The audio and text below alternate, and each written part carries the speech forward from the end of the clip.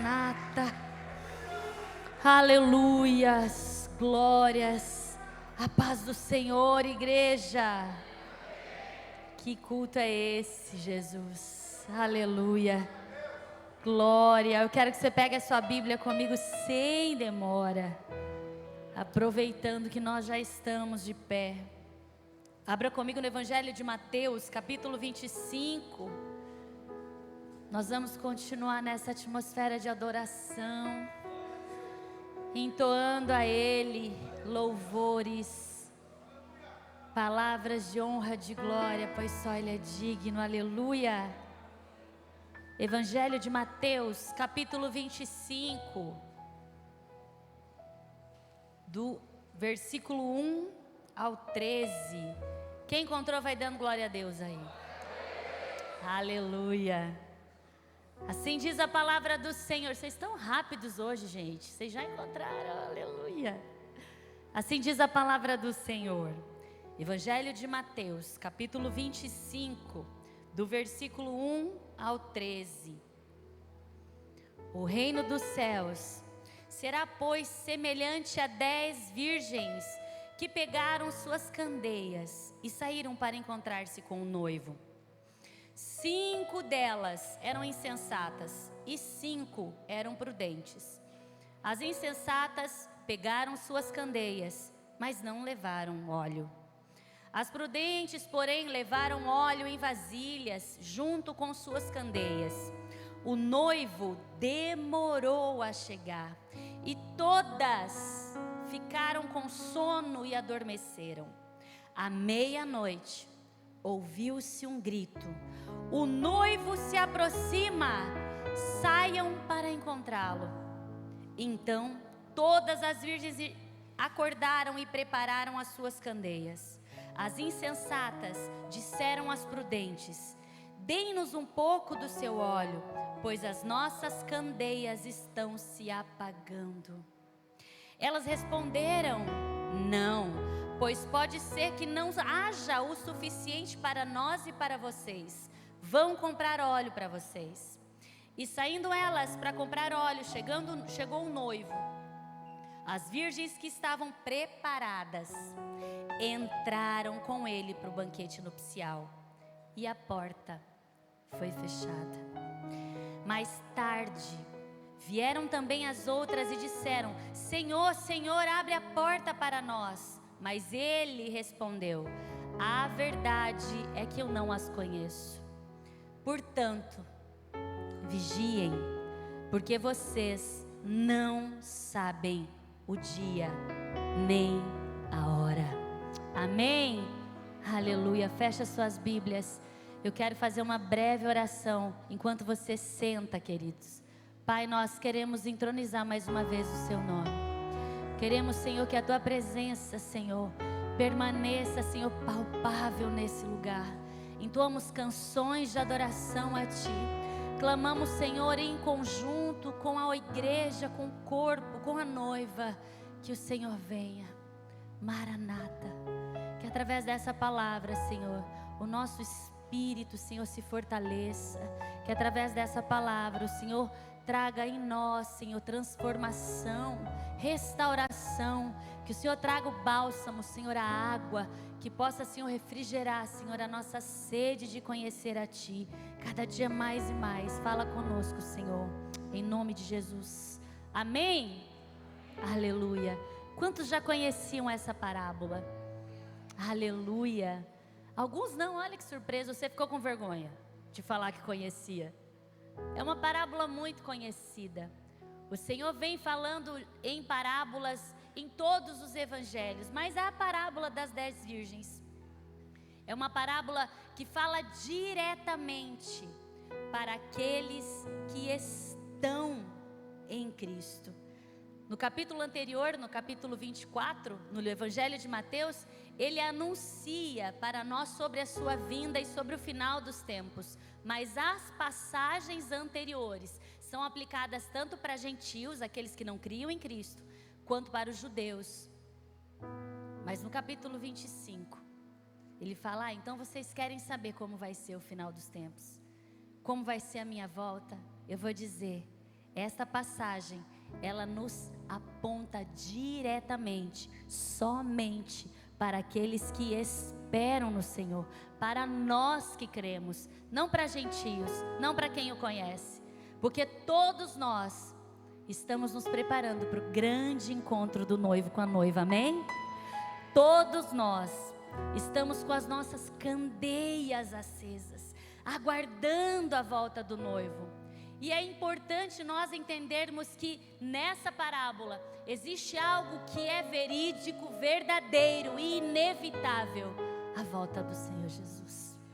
Isso é certo, isso é confirmadamente em todas as passagens que nós lemos. Ela aponta para a volta do Messias. Ela diz que ele virá, que ele voltará, que esse dia chegará e que ele está se preparando, se adornando a própria noiva para que ela esteja pronta para o grande encontro. Isso é a nossa certeza. O dia e a hora ninguém vê, ninguém sabe, aliás. Mas o que essa parábola nos mostra não é que ele virá, porque isso não é novidade, isso é uma certeza.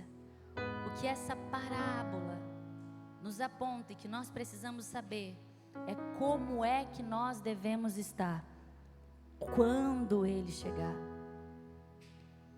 Porque muitos de nós passamos por esse tempo da espera do noivo, por um processo de tanta segurança que nós iremos para o grande banquete, que esquecemos que existem coisas importantíssimas a serem preservadas até a sua vinda. Quando nós lemos essa passagem, existem duas coisas que nos chamam a atenção: a chama das candeias e o azeite que faltou. E é algo que nós precisamos notar, que é um ritual muito importante num casamento judeu. Eu acho lindo as cerimônias judaicas, vocês não acham? Porque ela exige tanta coletividade, não é, Nenê? Parece que está todo mundo tão feliz, e devem estar. E eles passam nessa passagem um pouco do costume sobre um casamento judeu. Na nossa vida, na nossa sociedade, o casamento dura um dia. Às vezes ele vai de um dia para o outro, né? Mas é uma cerimônia só, não é mesmo? É um ato só religioso. No casamento judeu, são vários dias de preparação. E nessa passagem, ele mostra que a coletividade, a união desse povo judeu, ela é tão forte, ela é tão constante, que até na pré-núpcia, eles contam com o coletivo. Eles fazem questão de demonstrar que esse simbolismo espiritual, que nós dependemos um dos outros e que em tudo nós devemos estar em comunhão, em conjunto, ela aponta até para o final da conclusão de um casamento. As virgens entram com o noivo e com a noiva para o banquete pré-nupcial. Nós entendemos a importância de nós estarmos em comunhão uns com os outros, caminharmos, andarmos lado a lado, o quanto é importante essa caminhada.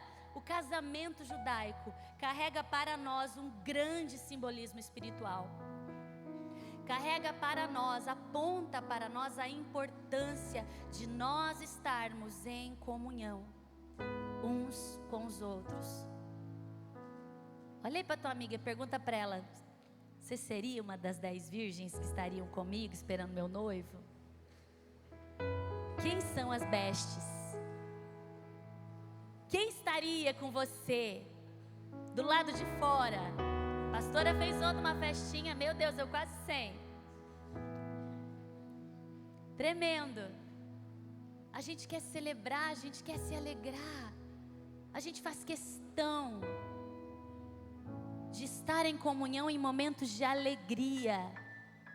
Mas a parábola das 10 virgens nos mostra que a importância da coletividade também demonstra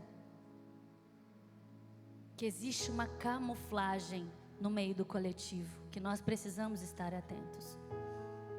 Quando nós olhamos para a parábola das 10 virgens, a gente observa algumas coisas importantes. A coletividade dos judeus, essa situação do atraso do noivo antes da consumação final do casamento, que faz parte desse ritual.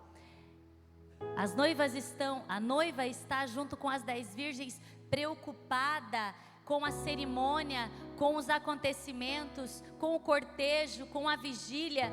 Por fora todas estão na mesma expectativa, por fora todas estão esperando o mesmo noivo, por fora todas estão com a mesma candeia, por fora todas estão alegres e ansiosas pela vinda do noivo por fora.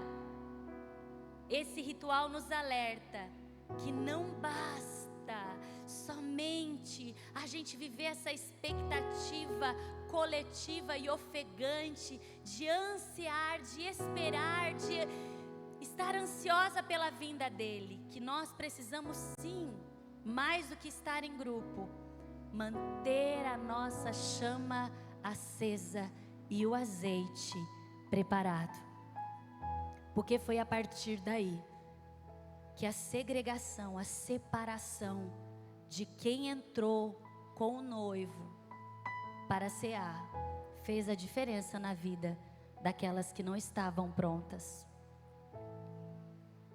As 10 virgens representam essa diversidade que a igreja tem. Nós somos tão diferentes uns dos outros, não somos? A gente ontem ainda comentava, participando de várias situações, umas com vergonha, outros mais empolgadas, diferentes, e a gente vê isso o tempo inteiro dentro da igreja, sabe? A gente olha para o lado, tem os irmãos mais pentecostais, né, Nenê? Tem igrejas mais pentecostais, tem igrejas que são mais voltadas para o estudo, para a palavra, para o contexto histórico da aplicação bíblica, que se mergulha no conhecimento da história, dos fatos verídicos, de querer comprovar cientificamente o que aconteceu, se amparar por tudo que acontece dentro e fora da Bíblia. Tem pessoas que usam a sua vida para comprovar cientificamente que Deus existe, que Jesus existiu, que tudo que está escrito na Bíblia é real. Nós vivemos uma diversidade entre a igreja, e essa diversidade nos mostra que o nosso corpo faz de nós diferentes, mas tão iguais, porque nós estamos sim num grupo certo, nós estamos sim num lugar certo, nós estamos sim buscando algo que é real e concreto, mas isso ainda não é o suficiente para nossas vidas.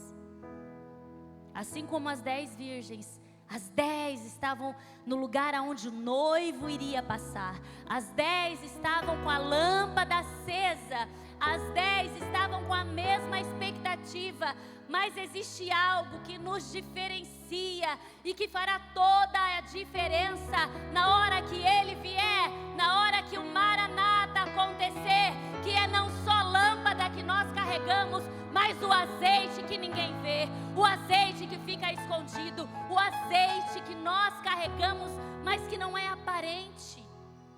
Se você ainda não entendeu um pouco sobre a diferença das lamparinas e dos azeites, eu quero explicar para você um pouco sobre isso.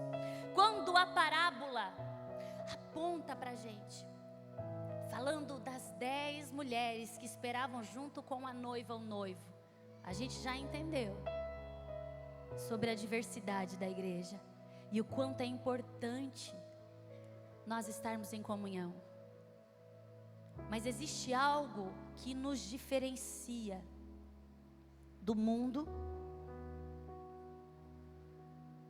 e daqueles que creem ao Senhor. Existe uma chama que a gente não consegue esconder. Existe uma candeia que a gente não pode pôr embaixo da cama. Existe um fogo que arde em nosso peito, que faz de nós pessoas diferentes, que faz de nós pessoas que são a luz no mundo, que nós conseguimos mostrar para o mundo que no meio das trevas existe alguém que brilha, existe alguém que resplandece, existe alguém que ilumina, existe alguém que aponta o caminho. É a chama que nós carregamos do Espírito Santo, a chama que arde em nós, a chama que acende a nossa vida da noite para o dia. A gente dorme cansado, abatido, querendo morrer, e acorda cheio de vida, de expectativa do dia para a noite, porque aquele que habita em nós faz de nós vivos, faz de nós chamas, faz de nós pessoas que conseguem, não pelas nossas próprias mãos, mas pelo Espírito que habita em nós. Ele refrigera a nossa alma. Olha para as tuas mãos. Existe uma chama que você carrega, que ela não é visível aos teus olhos, mas aonde você trabalha, aonde você estuda, aonde você anda, alguém olha e diz: você é diferente, você tem alguma coisa especial, você não é comum, a tua opinião faz a diferença.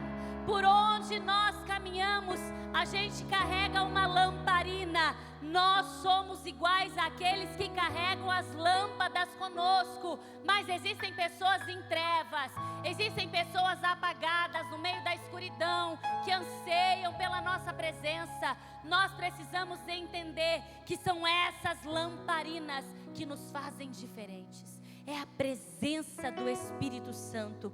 Ela está dentro de nós. Elas representam a nossa fé. Todos nós levamos lamparinas. Por onde nós passamos, nós testemunhamos a Cristo. Nós professamos a nossa fé. Nós vivemos uma vida cheia de Cristo. Até o jeito da gente se vestir muda, gente. As palavras que nós falamos mudam. A nossa conduta muda. Porque a gente carrega algo que acende toda hora. Você vai pisar no pecado, o Espírito Santo faz... Não faz isso. Vai dar problema. Você vai fazer uma coisinha diferente, ele faz... Não é bom. Volta para o caminho. Como uma brisa suave, ou como uma bigorna, um tambor que ecoa dentro do nosso coração. Ele está sempre, constantemente nos apontando, nos direcionando. Por isso ele é chamado de fogo consumidor. Por isso ele é chamado de chama. Por isso ele é chamado de lâmpada.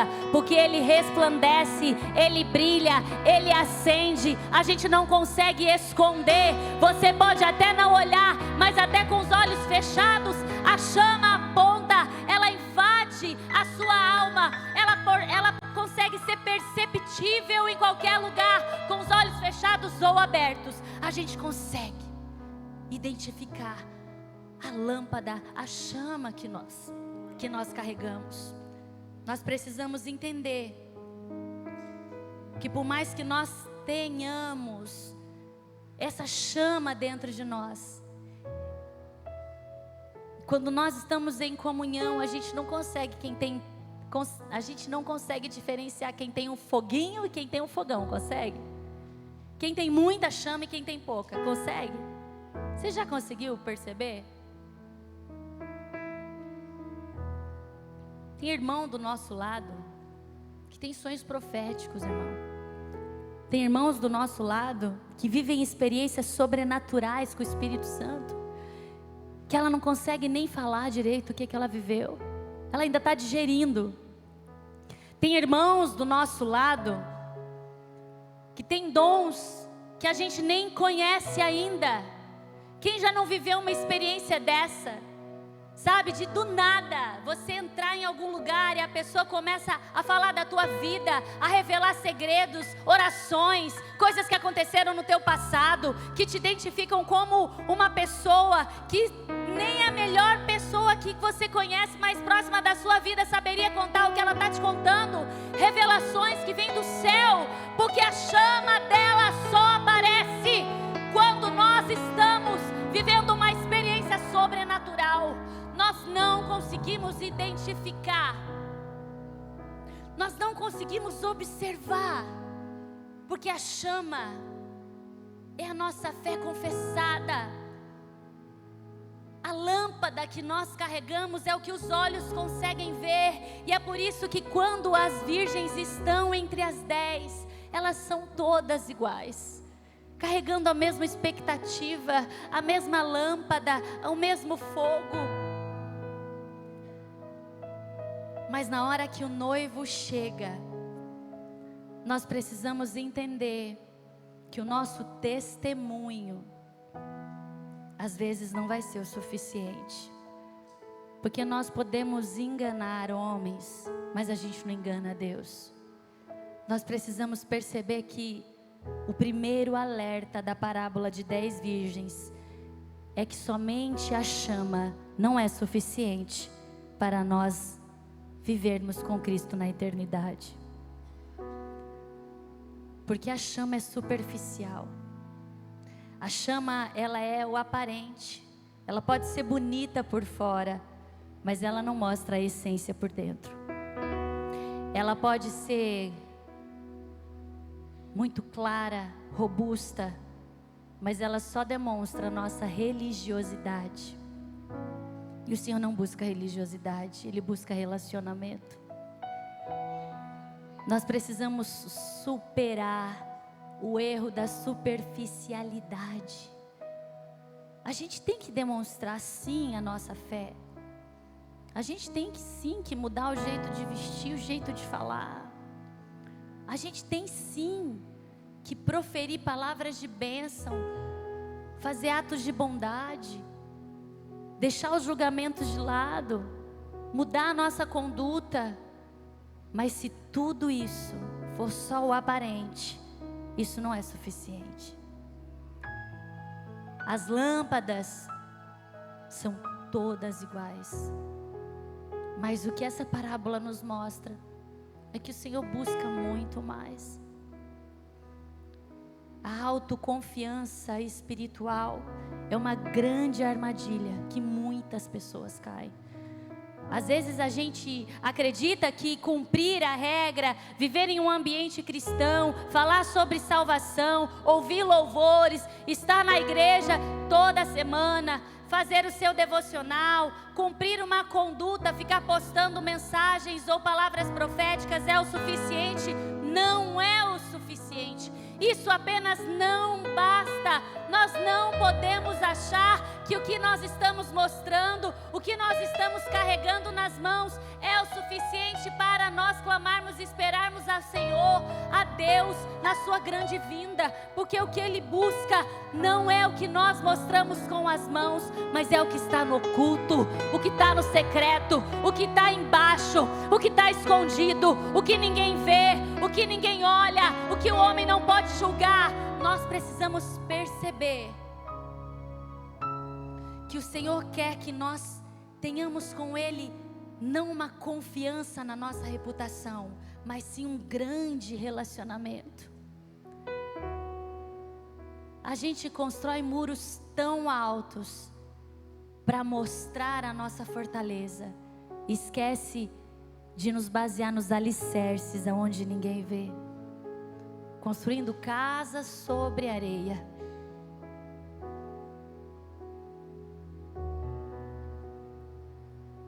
Como é que está o nosso azeite?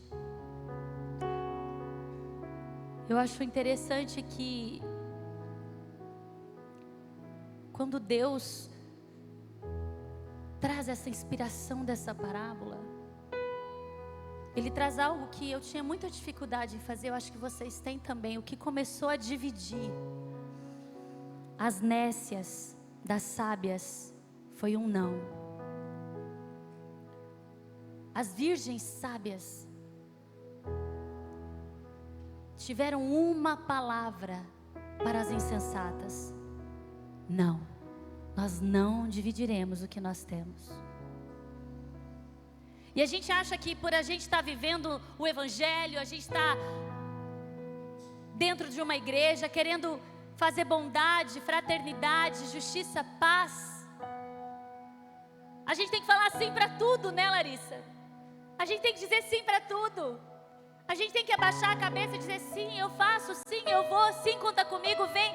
Irmãos, o Senhor não busca pessoas que fazem na obra dEle. O Senhor não busca agentes, não busca servos. Ele busca filhos que tenham intimidade. É por isso que as sábias souberam dizer não na hora certa.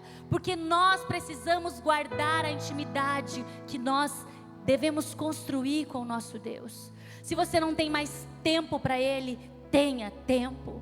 Se você não tem mais tempo para buscá-lo, construa esse tempo. Aprenda a dizer não, porque muitas vezes será a coisa mais espiritual que você vai dizer. Vai ser a coisa mais espiritual que você vai fazer para a sua vida. Aprender a dizer não, eu não posso.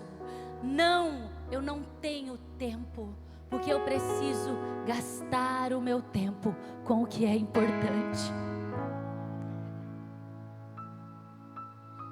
Utilizar o nosso tempo, não só para fazer as coisas para Ele, mas para construir uma intimidade com Ele. Quantas vezes na semana nós tiramos um tempo para ter com Ele? Entregamos um momento para ter com Ele. Se a gente começa com um pouquinho, você vai começar a encher a tua botija. Se a gente começa com um dia da semana, não é só para estar aqui, não é só para entregar a sua canção, o seu momento, as suas 2 horas, porque aqui nós estamos no coletivo, mas a palavra de Deus diz o quê? Entra no quarto, fecha a porta, e o Deus do secreto, do oculto, é onde ninguém vê, que mais tem valor. Quanto mais nós buscamos a presença dEle, com intimidade, com exclusividade, mais azeite a gente coloca dentro da botija. Porque se existe outra grande verdade nessa parábola, é sobre o sono coletivo. A parábola nos diz que de repente todos ficaram com sono e adormeceram. Sabe, a gente vive num coletivo. E quando a gente começa a viver com Cristo, a conhecer a palavra dEle, a crescer espiritualmente, a gente percebe que as coisas são muito legais. Gente, não é bom? Não é maravilhoso? Como o crente se alegra, como o crente sabe festejar, como a gente faz tudo ser melhor do que o mundo. Como a gente tem prazer em servir, como a gente tem prazer em festejar, como a gente tem prazer em ceiar, como a gente tem prazer em adorar, como a gente consegue ser feliz adorando esse Deus de uma forma tão tremenda, tão exclusiva. Mas a parábola e a vida de muitos homens e mulheres de Deus nos mostra que vai chegar um momento que o sono vai chegar. E eu quero te dizer que o sono é inevitável. Olha para o teu amigo aí que já está dormindo, fala: amigo, o sono é inevitável. É para falar. O sono é inevitável. Chega uma hora que a gente entra no modo offline, modo avião, offline. Você só está ali de corpo presente, querido, cansado, sobrecarregado. Os pastores estão tudo aqui na minha frente assim, ó. É verdade. Acontece com todo mundo. Todo mundo um dia vai chegar no seu modo offline, no modo avião, no modo sono coletivo. Sabe por quê? Porque o homem, ele é inconstante. A gente não consegue ser constante o tempo inteiro. A gente vai ter dias de pico, de alegria, dias de tristeza, de dor, de amargura. Vai chegar um momento que a gente vai estar tão sobrecarregado, tão cansado, tão abatido das lutas, das dificuldades, que o sono vai chegar. Mas o importante, meu querido, é que a verdadeira vigilância não é nós estarmos preparados o tempo inteiro, mas é nós estarmos atentos para todos os momentos, até quando o sono chegar. Se a gente souber que isso vai acontecer, já é metade do caminho. Porque tem gente que acha que nunca vai viver isso. Tem gente que acha que com ele vai ser diferente. Não, eu vou ser o Benny Hinn. Eu vou, uau, vou assoprar, todo mundo vai cair. Vou pôr a mão, vai todo mundo ser curado. Porque eu busco, porque eu guardo, eu jejuo, eu cumpro todas as promessas, as palavras, todos os mandamentos. A gente vive essa inconstância do mais alto monte até o mais profundo abismo. De repente você está lá no mais profundo sono. E eu quero te dizer, até os mais fiéis se cansam. Mas se nós tivermos reserva, se nós tivermos óleo na botija, porque se um dia a nossa lâmpada estiver se apagando, a gente tem algo guardado, separado, e é ali naquele secreto, é ali no oculto, é ali no escondido, que o azeite desce derramado, e você reacende a chama outra vez. Queridos, Elias, depois de um grande confronto contra os profetas de Baal, ele tinha ganhado a batalha. Ele sai cansado, abatido, ele senta debaixo de um pé de zimbro e pede para morrer. Quem é que depois de uma vitória se sente mal? Quem chega no sono coletivo. Vai ter dias em que você está vendo um mover grande ao seu redor. Vai ter dias que você vai estar vivendo bênçãos constantes, que todo mundo vai olhar e vai dizer: ela é uma vitoriosa, ela é uma mulher feliz, ele é um homem cheio de vida, ele é um homem que não tem por que estar doente. Mas dentro de você, o sono chegou, a tristeza bateu, a meia-noite está vivendo. E eu quero dizer para você que só existe uma forma de sair deste lugar. Só existe uma forma da gente vencer a meia-noite. Só existe uma forma da gente vencer o sono coletivo. É guardando o azeite. É crendo que o secreto reserva para nós mistérios. É crendo que aquele que tudo vê, até no secreto nos recompensa. Existirá um momento na tua vida que o que o homem não vê, somente Deus vê, te recompensará. É Ele que vai te levantar. E é tão bom quando a gente caminha junto. É tão bom. Eu quero dar um breve testemunho aqui. Cadê o reloginho ali, gente? Põe lá pra mim. Tiraram. Maranata. Ah, tá baixinho. Achei. Obrigada, é que eu não enxergo pequeno. Obrigada, Érica. Queridos, esses dias eu falei com a Fábio, a Brusnik, é uma irmã da nossa igreja que já tem um tempo, e eu dizia a ela: a superficialidade das nossas vidas é algo que todo mundo conhece. Todo mundo conhece. Mas chegou algumas semanas atrás, eu fui convidada a pregar para os obreiros. Cadê essas bênçãos do Senhor? Levanta a mão. Isso só eu e meu marido sabe. Alguém pode trazer um lencinho para mim, que eu já estou chorando? Irmãos, eu não sei de onde veio, eu não sei o que aconteceu, mas eu estava num abatimento, numa tristeza. Eu cheguei a pensar em pedir para morrer. Nada estava bom. Não tinha nenhum problema no meu casamento, nenhum problema com os meus filhos, mas uma tristeza me abateu tão profundamente, que só de pensar eu tenho vontade de chorar. E eu não conseguia sair daquilo. Aquilo tomou a minha mente, tomou o meu coração. E eu falava para Deus: o que é isso, Senhor? Por que eu estou assim? Mas aquilo não conseguia sair de mim. Meu marido notou, meus filhos notaram, mas eles sempre muito carinhosos, não falavam nada, tentavam me agradar. Não tinha jeito, irmãos. Obrigada, meu amor. Ai, eu não vi. Aquilo não tinha jeito. E eu falava para Deus, sabe, me deixa nessa caverna, Senhor. Tá muito dolorido. Irmãos, não tinha motivo algum diante do Senhor. Diante do Senhor. Era uma tristeza profunda. Eu acho que é o que as pessoas chamam de depressão. Eu nunca senti aquilo. E aí do nada, de repente, um enviado do céu me liga e fala: você pode pregar?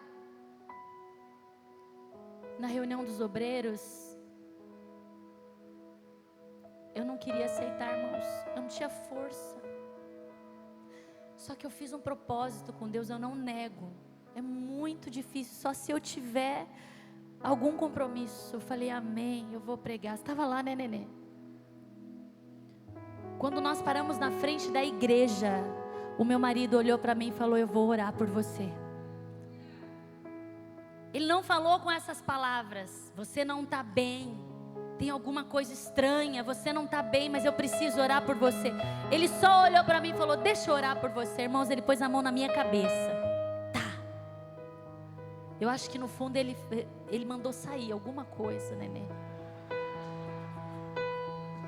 Tinha alguma coisa, uma seta, uma palavra de maldição, uma obra maligna, irmãos.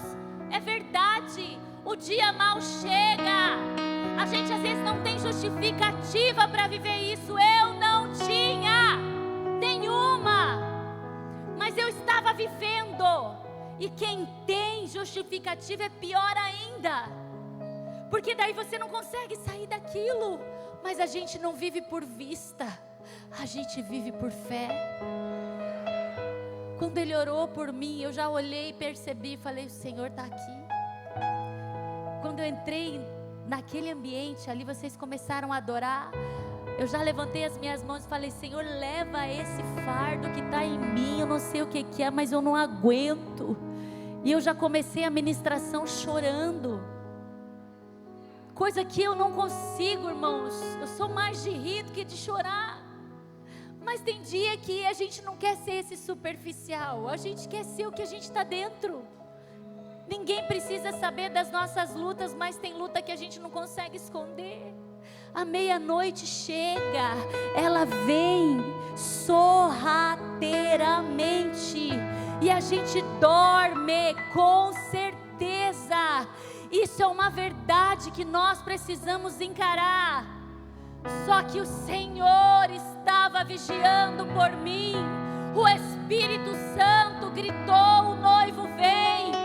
Para ele ouvir, para os obreiros intercederem. E na hora que eu pisei o pé naquele púlpito, naquele altar, parece que algo saiu. E a presença do Senhor pôde ser palpável. Nós estávamos lá, nós vivenciamos, e eu posso repetir com toda a certeza da minha fé: não era eu, queridos, era o Espírito Santo, aquele que conhece a nossa vida, aquele que sonda, que guarda, que cuida. Ei, quando a meia-noite chegar, lembre-se que existe alguém que tem azeite, porque Ele é o azeite, Ele é o intercessor. Nesta parábola, aqui na minha vida, na sua vida, o azeite está posto. O que é que nós precisamos fazer? Dobra os seus joelhos e clama, chama, porque Ele vem, Ele vem, Ele vem, Ele dá, Ele unge, Ele derrama, Ele renova, Ele restaura, Ele tira, Ele limpa, Ele conserta, Ele transborda, Ele transborda. Ele é o azeite, e nós precisamos tanto da presença dEle, tanto da presença dEle. Aleluia. Na parábola, eis que alguém, essa pessoa não tinha nome, gente. Alguém grita lá do nada: o noivo vem, Maranata, o noivo vem. Maranata, é o Espírito Santo chamando você na meia-noite. Ei, o noivo vem, te prepara, busca azeite, levanta, desperta tu que dormes, é chegada a hora, porque Ele ainda está chegando, Ele ainda virá, Ele não veio, Ele está pronto, Ele está preparado, Ele está nos adornando. Nós temos tempo, nós sabemos aonde encontrar, nós estamos buscando, nós estamos clamando. Ei, igreja, se 5 são imprudentes, as prudentes somos nós. Levanta a sua mão, fica de pé. Eu preciso terminar, porque a falta do azeite não vai nos alcançar.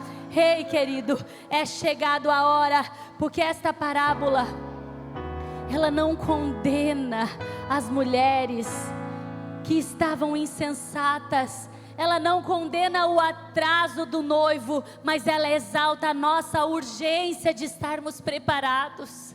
Nós precisamos entender que a porta fechada não é uma injustiça, ela é consequência daqueles que negligenciam a busca pela presença dEle. Nós não seremos negligentes, nós não estaremos como as tolas, dormindo sem azeite na botija.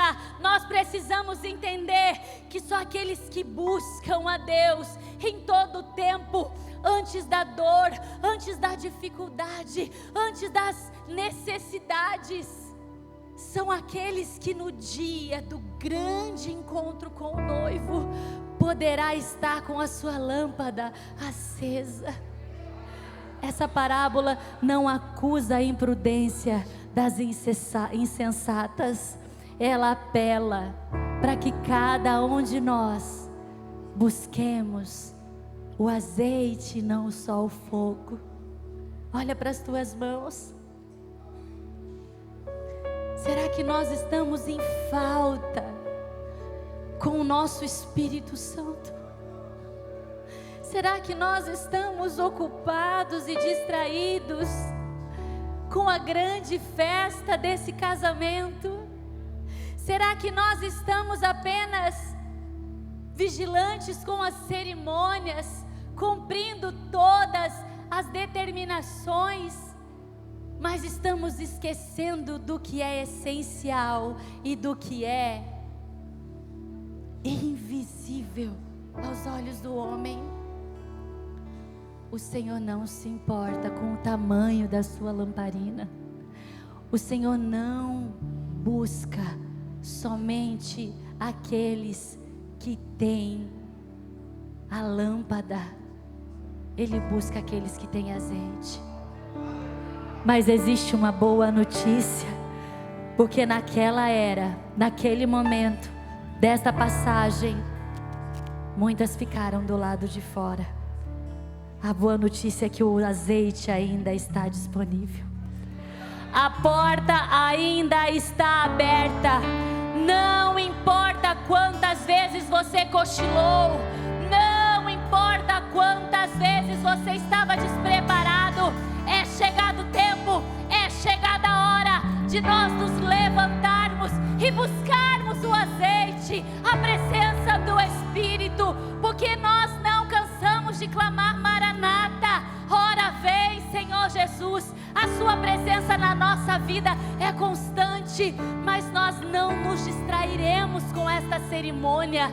Nós estamos nos preparando para um grande encontro do noivo com a noiva. Nós estamos preparados, adornados. Segura a tua lamparina, segura a tua lamparina e vai buscar o teu azeite. Vai buscar o teu azeite, porque o noivo vem, o noivo vem. Eu quero chamar você aqui nessa noite. Não precisa vir aqui na frente não, aí da onde você está. Se você não buscou o noivo, se você se distraiu com a festividade, se você tem se esquecido de guardar o óleo, eu quero te convidar a buscar esse azeite no secreto. Eu quero te ensinar que o azeite é derramado no silêncio, no secreto da oração, no invisível da devoção, na presença do Espírito Santo, no momento de jejum. É quando você dobra os seus joelhos, quando você fecha os seus olhos e clama na presença dEle, aquele que tudo pode, aquele que tudo vê, aquele que tudo sabe, aquele que tudo entende, que até os gemidos inexprimíveis da nossa alma pode entender. É Ele que está aqui nessa noite, te convidando, gritando no teu ouvido: Maranata, o noivo vem. Prepara o teu azeite, acende a tua chama, porque